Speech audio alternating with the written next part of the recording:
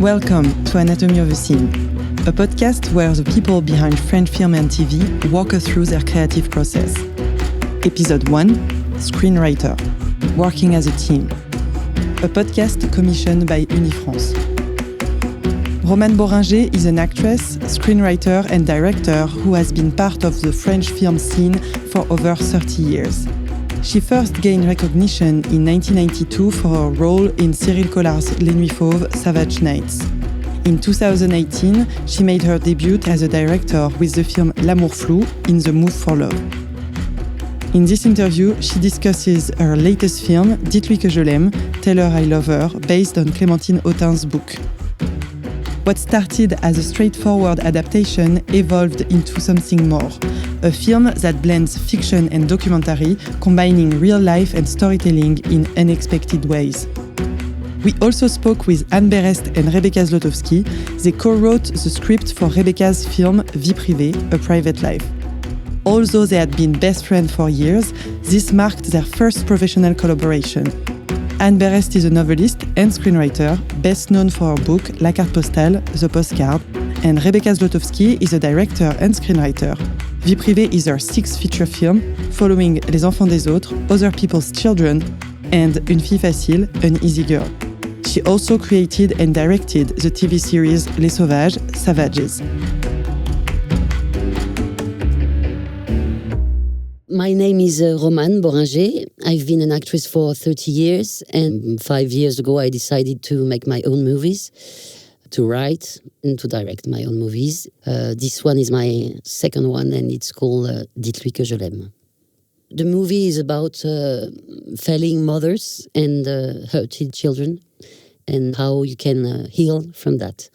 That's the main theme, but more precisely, the film is about me reading a book, the book from Clémentine Autin, having a crush on this book because I recognize everything of my childhood in the book, deciding to adapt this book for the cinema.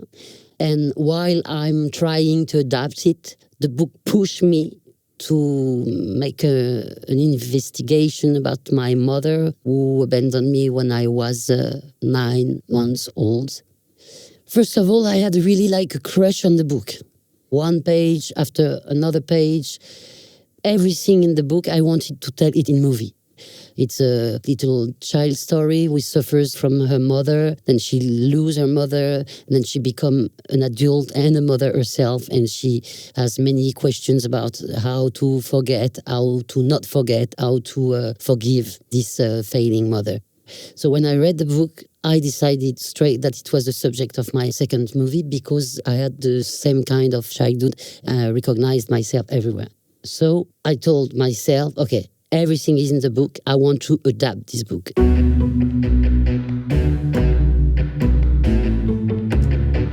I'm not writing alone because it's too painful and too lonely. So I have a co-writer, Gabor Rasov. So first we tried to adapt the book literally because I wanted to make a fiction. Because my film before was an auto-fiction about my family, my child.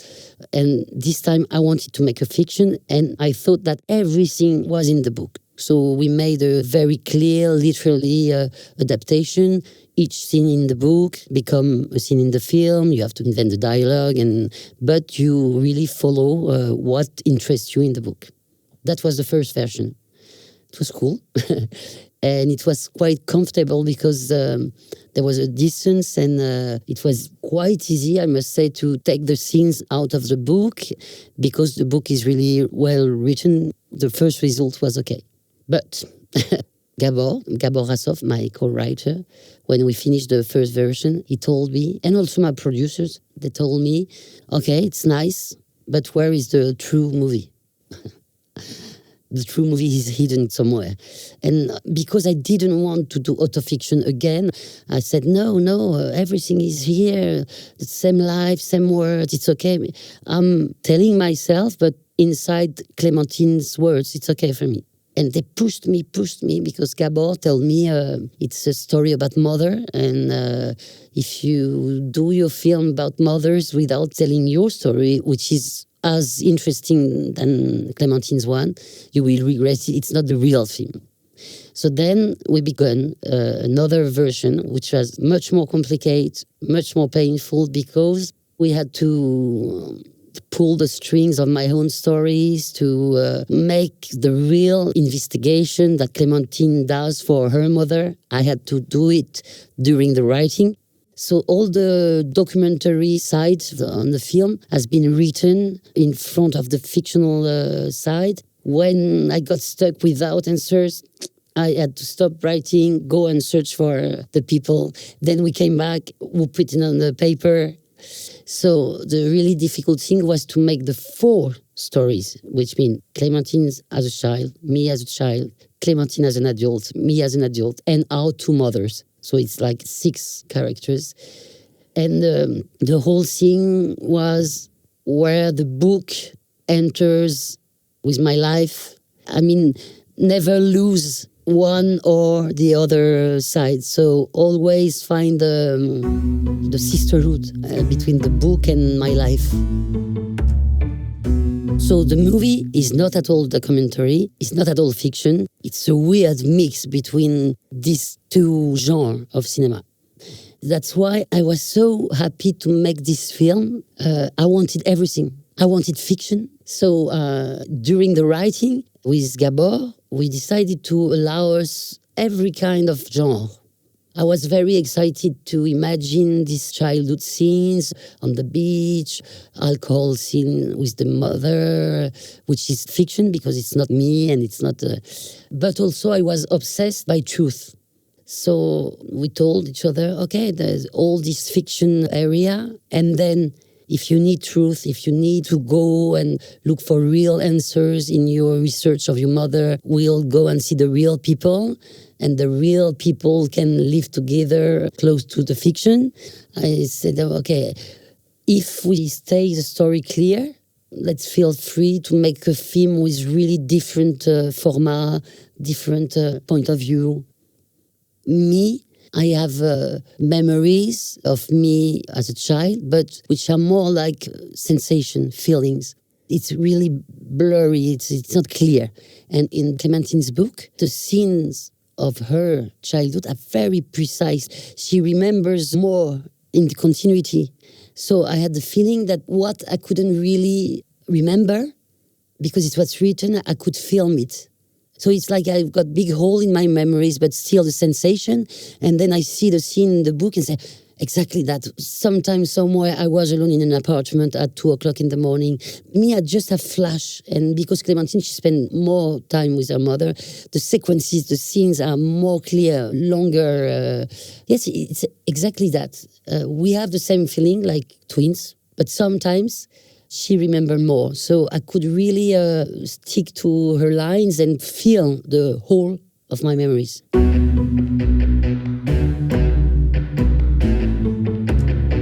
In my movie, there is really 2 strong female characters, which first is Clémentine's mother, Dominique Laffin, who was a very well-known actress. And the other one is my mother, who was not known at all, but a very similar character. I've been obsessed all my life by the theme we're talking about, mothers. First of all, this mother in a woman under influence, for me, I think it's the stronger about what society wants from you when you are a mother, and masterpiece. And I was so moved as well by the French movie A Party Girl. This film for me was like a shock because it was mixing a very epic story of the character of the mother, but also real autofiction from one of the directors. So there was the true and the non-truth, which is passionating for me in cinema. All the film that were talking about hurt childhood, awkward mothers, I've been always obsessed. I didn't know that it would be really my subject, but it was clear. Maybe for other people it was clear that one day, because I can't even see it on screen without every kind of movie treating about this subject have always obsessed me.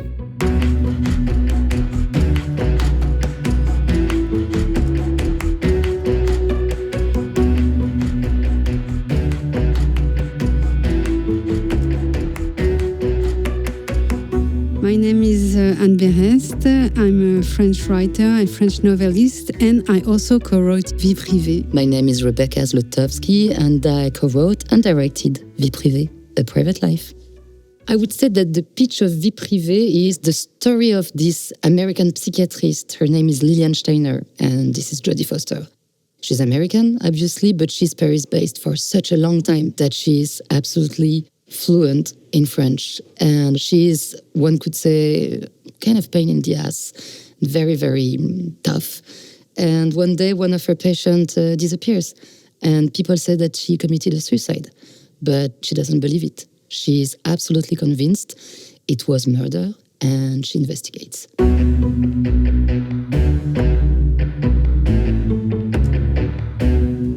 I started writing TV series because, as you know, I think it's the same in other countries, but it's not easy to earn a living as a writer. So a lot of us have another job, and quite naturally, we often are writers for movies and TV series. So that's good for my ego. You do that for the money. Thank you very much. Thank you very much for mentioning that. This is like a paid job. No, it's how I started writing scripts. I would say that writing to me is absolutely connected to directing after that. And so as a screenwriter, this is just, you wake up, you work with someone and you try like to make his vision or her vision exist. And this is like quite the same as a director, but you're like fully responsible of what's going to happen. So usually I don't like to write by myself. And to me, the writing process starts with a collaboration, with a discussion, with a sparring partner. That's the reason why maybe upon my like 6 films, 6 features and the TV series, I just wrote by myself, and even I was not really like by myself, 2 films on them. But usually I like to team up with 1 or 2 person. And Anne is the last person I had the chance to team up with. And it was not only a dream because she's a very good writer, but also because she's my best friend, which is valuable when you write with someone. So one day I suggested Rebecca read a script I had written. She read it right away. She liked it. And then we worked on it and we rewrite it together. We did not rewrite it together. Like the script was already there. This is the very first time it happened to me. Like, yes, we did. And we're going to explain that. Because like, it's very interesting. Like, what's the difference when you have... It was not even a novella. It was a script. And the script was called Lillian Steiner, which is the name of the character. The script was 40 pages. It was like to the bone, as we say like in France, à l'os. I don't know how to translate that. I must apologize. And it was like a blessing for a director, especially when you are running out of fuel, which was my case after the 5th film. Anne, that knows me, was like, okay, I need to do something. I need to save her. And you call me, you sent me the script. I fell in love with the character. I called my producer and I said, maybe you should read that. And he was, of course, very busy and not very willing to read. And then I said, like, I think you should read it. And within the hour, he read it. And the film was like just beginning at this moment. And then 2 major changes happened. The first one was that immediately I thought of Jodie Foster to personify, to embody the character and to be Lillian Steiner. I don't know how it came. I think that maybe in 1 minute you told me that you had this like English accent in your mind, the fact that the character would make mistakes on what happens and what is said in her office. And everything was just like, heading to maybe a foreign character. And also I had like another obsession, and that was a title. The title was Vie Privée. I don't know why. When you see my last movie, Les Enfants des Autres, Other People's Children, there's like the last shot of the film, you have like a poster behind the actress. And I asked the people of my set design to craft a poster in the street. And the poster was called, like, it was a fake movie poster. And this is called Vie Privée.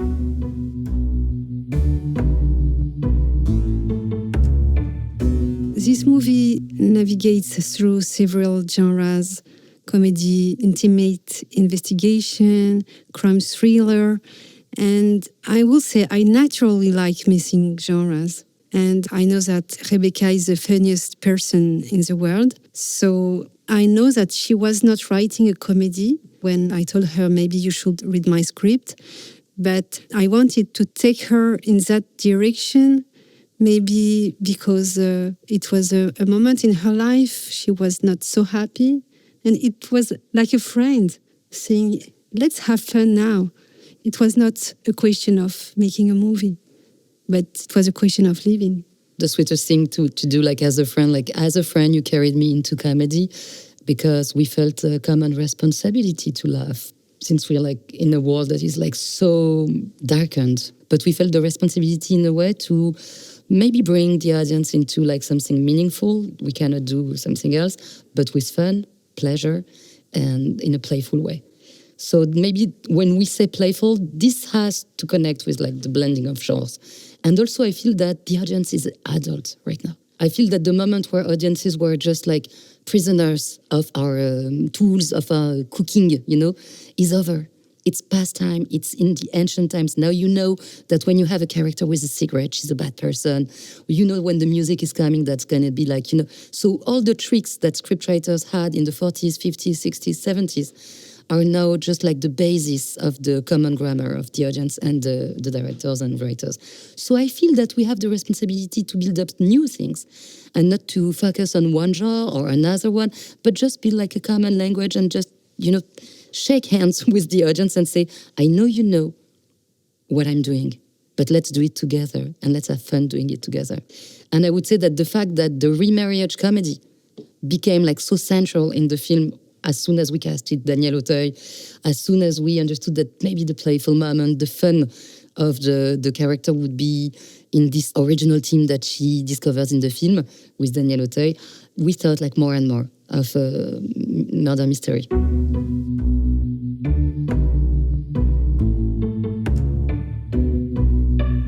When I write characters as Liliane, she appeared to me without me really deciding it.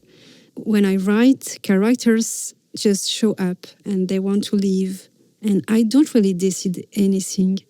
But as Rebecca said, I just wanted to write about this woman, and the film's title was even her name, Liliane Steiner.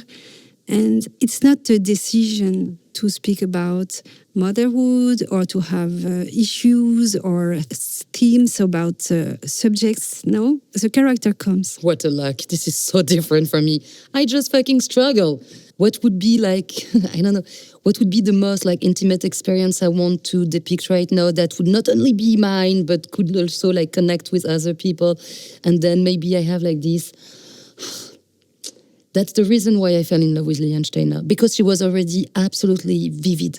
She was living in the air. She was living in a place. She was living in a city. I could see her office. I could see her clothes. I could see the bourgeoisie she wanted to be part of at her age. I could see like the toughness she had like with her son, and also this amazing idea and brilliant idea that would be what happens when you're not connected to your emotions and you start to cry. You start with a vision of your writer in like the best case scenario that I had with Berest.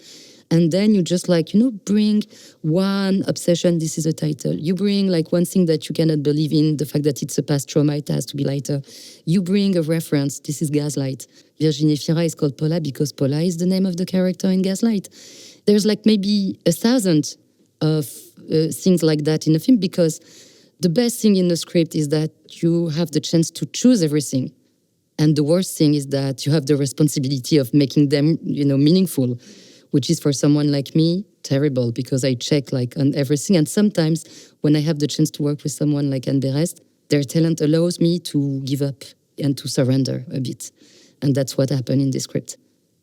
I didn't want to talk about motherhood. I feel that when you have like a female character, you have to look at her like on all aspects.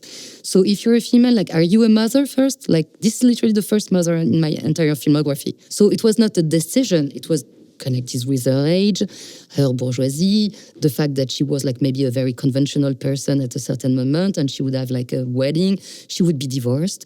She would have one child. So at 62, you may have like a grandchild, yes. So she would be a mother, a grandmother, and that's it. It's not about like making female portraits. It's about talking about people. And when I write male characters, I have the same tools. I have the same toolbox.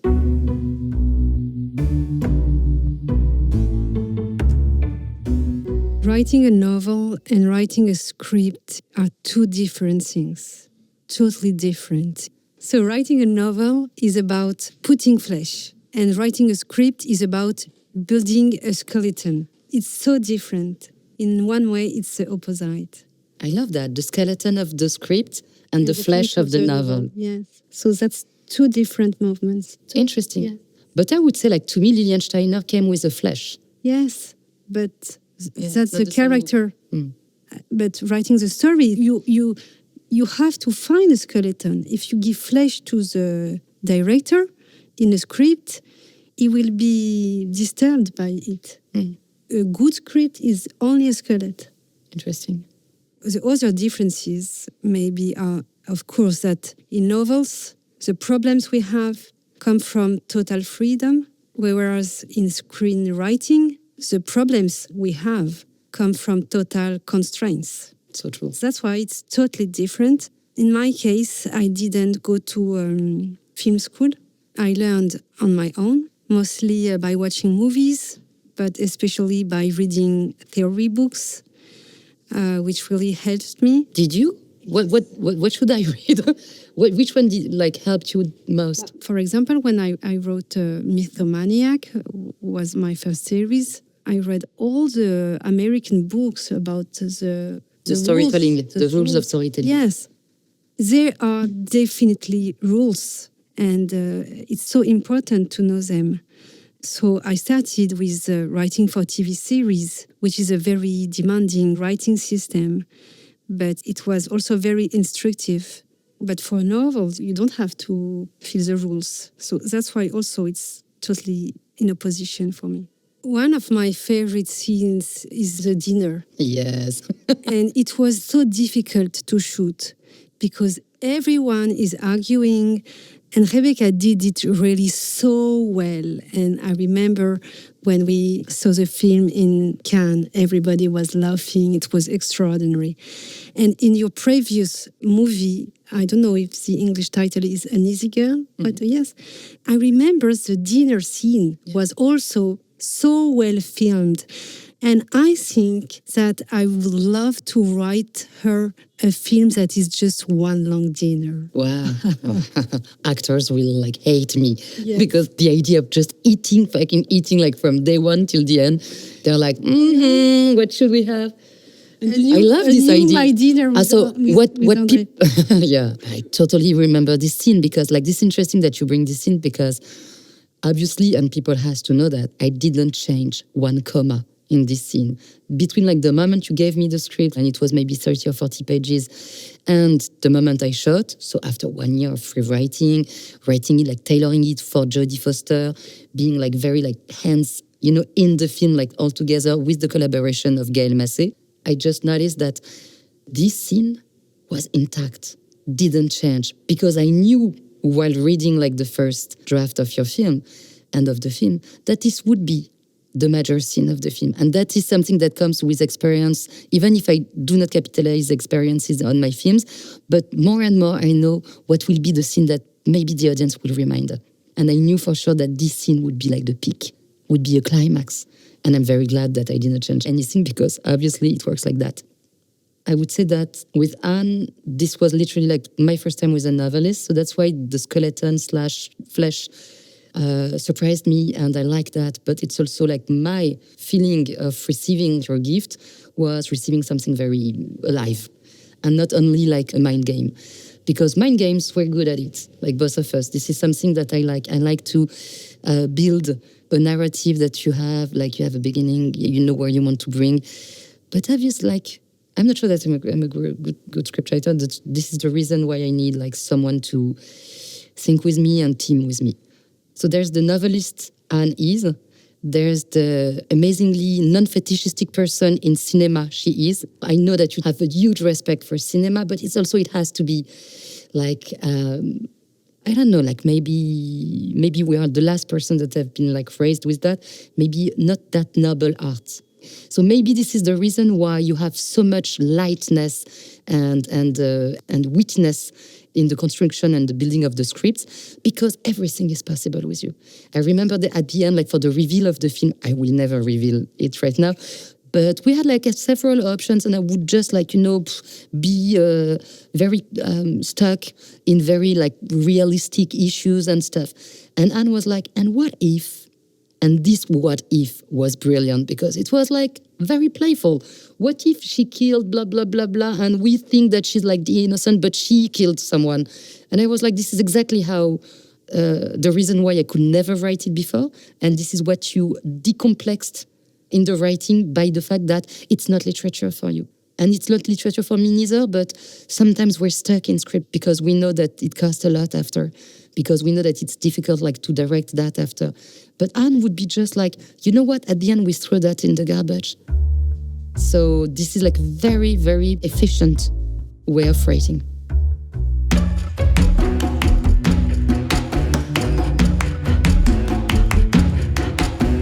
This episode was produced by Jeanne Boezek, editing and mixing by Fanny Martin and Jeanne Delplanque, original music composed by Fanny Martin. This podcast is commissioned by Unifrance. This episode is part of a series. Listen to all the episodes wherever you get your podcast. Thank you for listening.